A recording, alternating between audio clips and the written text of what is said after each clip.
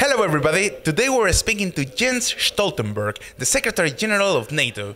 NATO, for those who don't know it, is the military alliance that comprises America, European nations and other countries such as Canada. But Mr. Stoltenberg used to be as well the Prime Minister of Norway and the leader of the Norwegian Labour Party.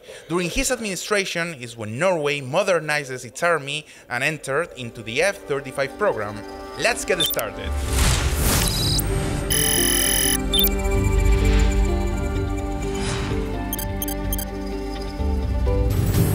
Well, first of all, Mr. Stoltenberg, thank you so very much for coming here and give us your time to answer some questions. I would like to start, who inspired you the most when you started your political career? What was the figure that gave you the inspiration? You know, it's hard to point at one specific figure, but I think that the society I saw in Norway and the Nordic model, where we try to do things together, where we are trying to have a high level of equal distribution of wealth, but at the same time give people the chance to get education and to develop their own lives. That model of society inspired me, and I wanted to be part of that, and therefore I joined politics. Mm-hmm. Well, that's interesting. So you don't have like any specific figure; it was just a model. Yeah, so I think if anything, I think my mother was very important for me, and also my father. They were very political engaged in different ways. Yeah, sure. My mother worked very much on women's rights at that time. This was in the 70s. The issue of right to leave when you got children, kindergartens, and so on. And she also worked very hard on development aid. And my father worked on issues related to the Stoltenberg family. Yeah. It's kind of a name in Norway. So, well, talking about models, this conference, the topic of this conference is Westlessness. Is how the West, the Western model, is kind of losing its grip.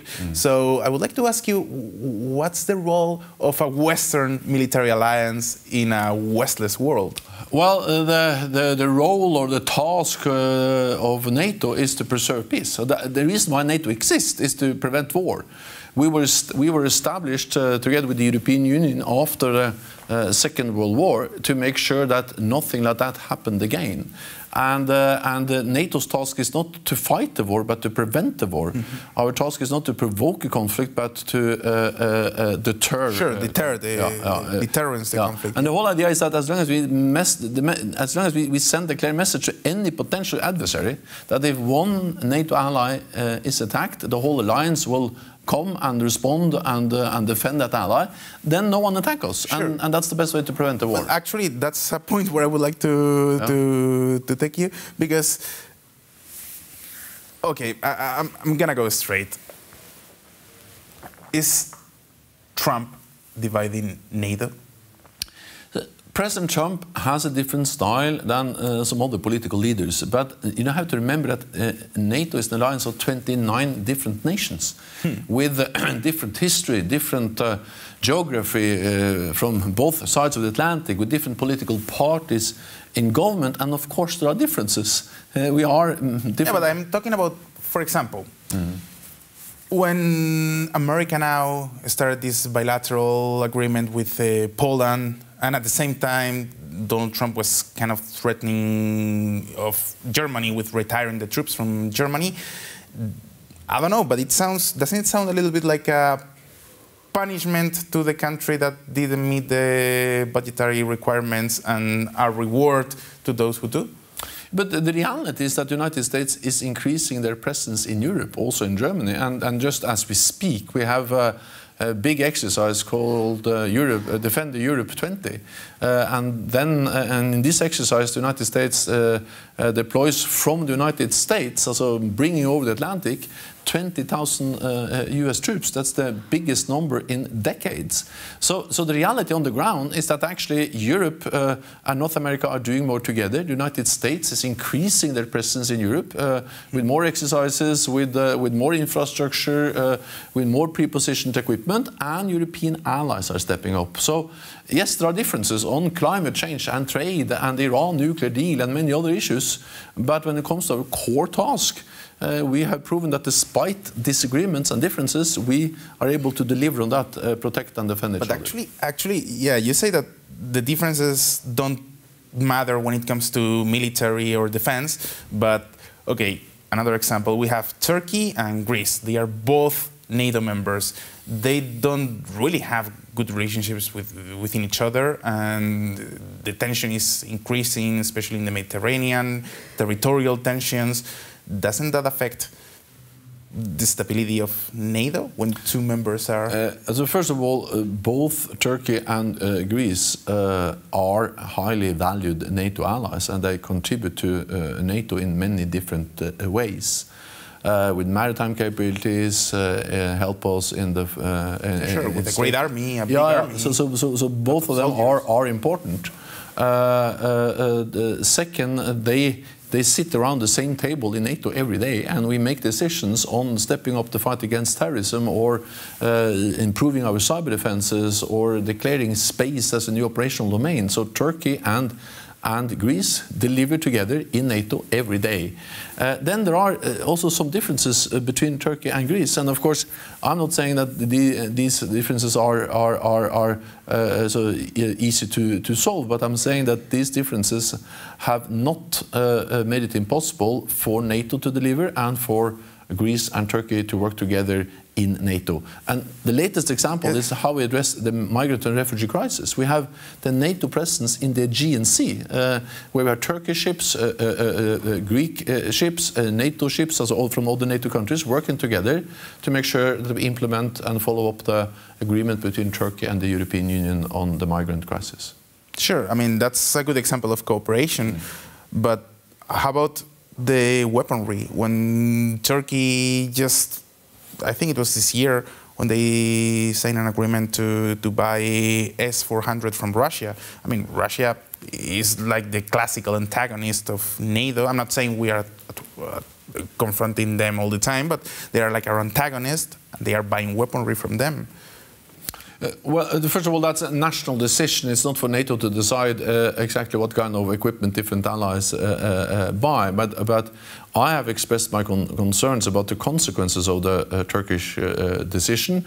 And of course, these new S-400 air defense systems, which are Russian, will not be integrated into NATO's integrated air and missile defense. They will be a standalone thing outside NATO's air defense system. So they will be only part of Turkey's army, but they will never be used for, I don't know, multilateral operations.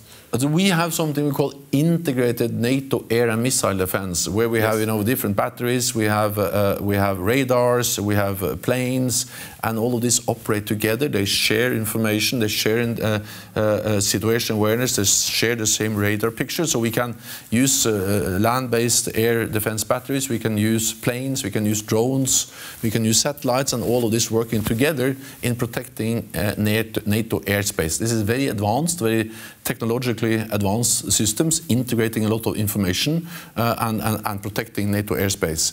And then, of course, we have different systems in different nations totally integrated.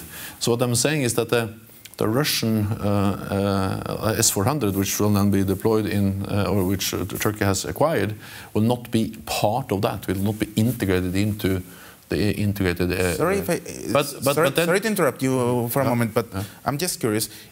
Is it the first time that you do something like this, where you just openly reject some weaponry from some of the members? You say, okay, you can have this, but we're not going to use this. Is it the first time that happens or not? I don't know. I'm just... No, I guess that has happened before. But the thing is that Turkey will still be part of NATO's integrated air and missile defense, with other capabilities. They have radars, they have planes, they have other capabilities that are, and actually NATO has deployed Patriot batteries in Turkey, Spanish Patriot batteries in Turkey. So Turkey is still part of it, of course, but this specific system will not be part of it. Okay. But let me also add, Turkey has not asked for it either. So Turkey has not asked for integrating, Sure. and NATO will not do it. Sure. Let me just change a moment the topic. Another question I wanted to ask you is, how can you push or force member countries to meet their budgetary requirements? Impose this 2%, you know, the member, for those who don't know it, member countries of NATO, they have to spend 2% of their GDP in military. How? Well, what we do is that we remind them of the commitment they all made. This was 29 allies, actually at that time it was 28 allies deciding in Wales, in the United Kingdom in 2014, that we had to invest more in defence. Also, I have been a politician for many years, and I understand that most politicians, they would like to spend money on healthcare, on infrastructure, on education instead of defense. And after the end of the Cold War, after the dissolution of the Warsaw Pact... yeah, but like I'm talking about, is there any specific measure? Well, the most important message we have is to tell them that this is an obligation they have made to all other NATO allies. And the reality is that NATO allies are now stepping up. They are delivering on the promise they have made. Because after years of cutting defense spending, now all allies are increasing defense spending, and more allies meet the target of spending 2% of GDP on defense, and the majority of allies have plans in place to meet that target. Sorry, I would like to now change totally the topic of conversation because we're running out of time.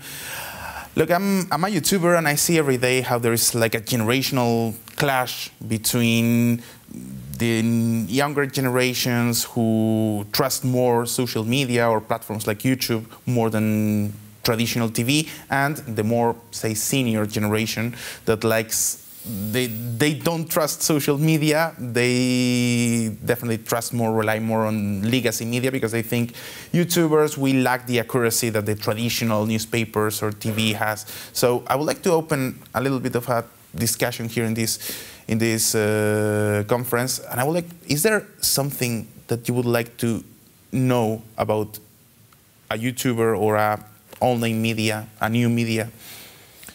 So first of all, I believe that we need both. I mean, I think many people, they use both YouTube and they use social media and they use some of the old media, and that's fine. For me, the most important thing is that we have free press, that we have journalists that can ask the difficult questions, and that we have factual and reliable sources of information.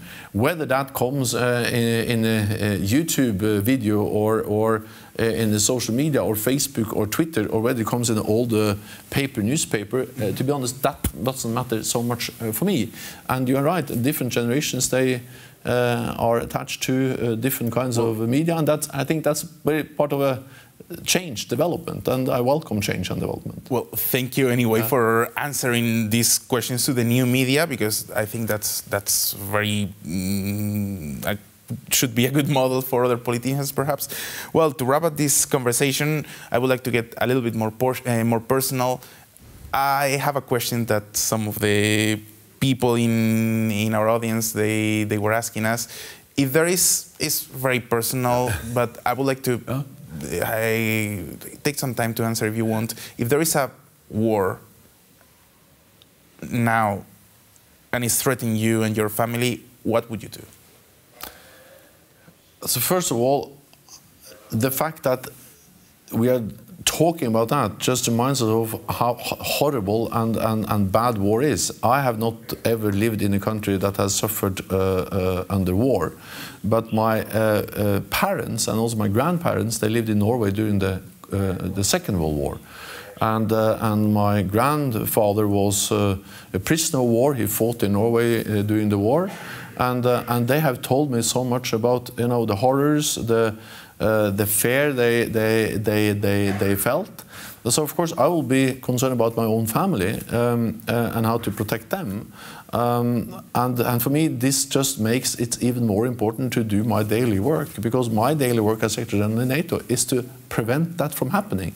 War is horrible, war is horrendous, and that's exactly why we need to prevent it. And that's the reason why we have institutions like NATO. When we have a more uncertain world as we have now, it is even more important to have strong international institutions. Okay, another question that I have from the audience is, please complete the following sentence. In a peaceful world, weapons are? Not used. Well, very good, very sharp. Well, and in just one word, how would you like to be remembered? As a person that stood up for peace and helped together with many other people to prevent war from ever again happening in Europe and in our part of the world. In one word, how would you like to be remembered in one word? As a peaceful man. Good. Well, that's a hell of a statement. Thank you so very much, Mr. Stoltenberg. It's been a pleasure to have you here. And well, for those who are watching the interview, if you want to let us know what you think in the comment section below, you can do it. If you like this video, give us a thumbs up. And of course, subscribe to the Your MSc channel, where you will have much more content that we will be publishing during the following days. Thank you so very much, and thanks for watching.